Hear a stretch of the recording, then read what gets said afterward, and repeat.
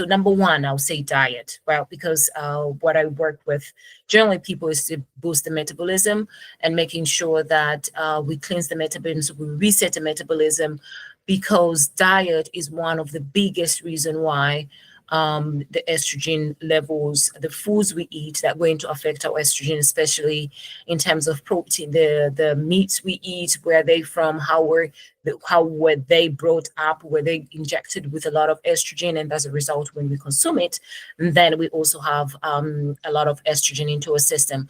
Can it also be also based on the product that we put on our skin? Because there are certain products, they kind of mimic the estrogen process. Once they go into your system.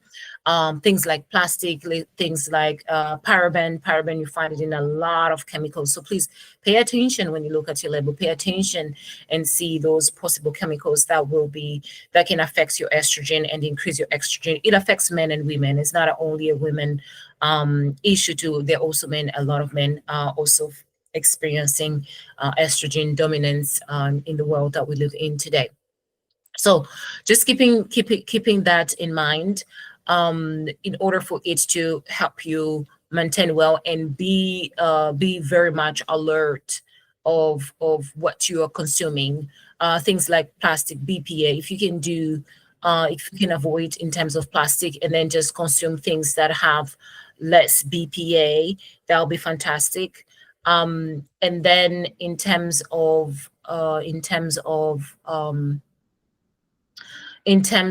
water, you want to make sure that your waters, you're getting it in the good quality of water that you're having on a regular basis. And then the other tip that I can say is also to focus on stress. Stress is another thing that can also increase your